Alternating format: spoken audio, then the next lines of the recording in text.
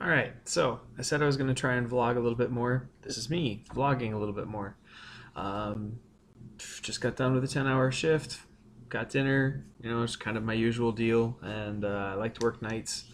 It's kind of freaky. Sometimes it feels like the zombie apocalypse because everybody else is asleep, except for random gamers commenting on videos at 3 in the morning. I can't point fingers because I just finished checking my email and now I'm gonna go sit on the exercise bike and play video games. So I guess I'm part of that demographic. Yeah, no, let's see. News is starting to get above freezing in the frozen north of Minnesota, so that's gonna be really cool because I have a lot of forms that I need to work on. And you can kind of do like Taekwondo forms in your living room if you clean it out and throw a bunch of judo mats down. You can do that.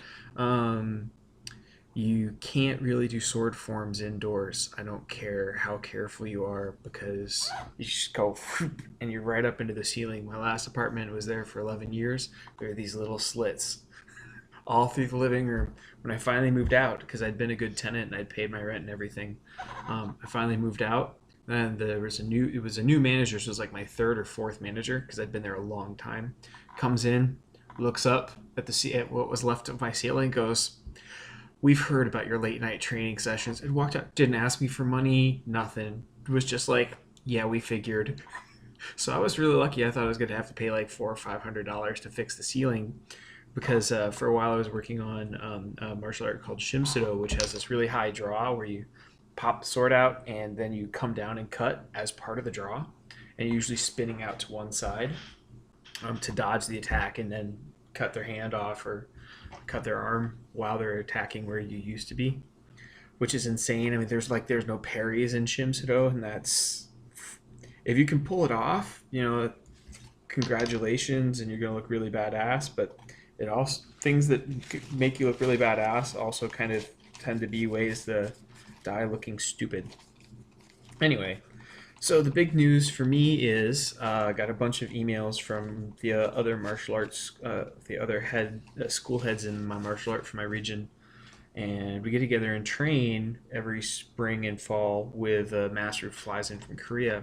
He teaches us, we teach our students. That's kind of how it goes, and kind of as a culture mix-up. Two things I found out that really shook me up. One, this training session is going to be a month earlier. So, I've been like, I've had 3 months, I have 2.5 months. I've got time to polish up this form that I learned. It's only like 100 moves long. No big deal. I can go spend time when it thaws. And then I find out that he's going to be in country 5 or 6 weeks before I thought it was. So I have like half the time to prepare.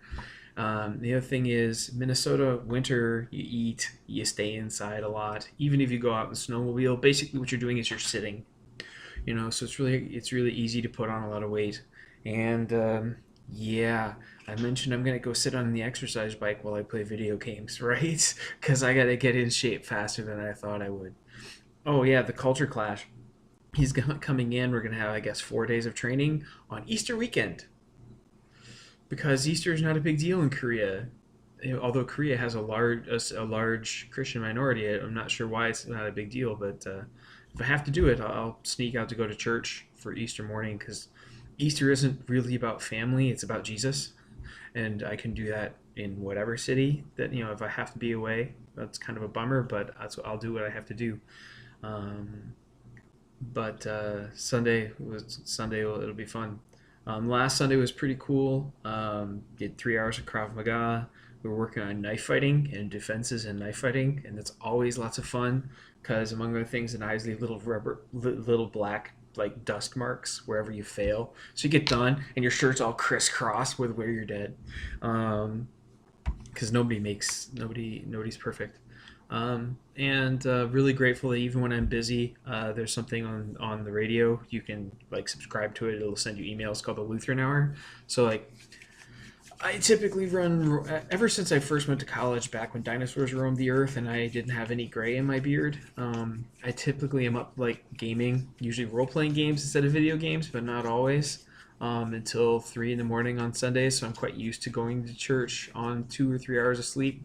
But this year I turned 40, and I've started not being able to go on 2 or 3 hours of sleep for my entire Sunday, particularly now that I'm doing like 5 hours of martial arts every afternoon on Sundays.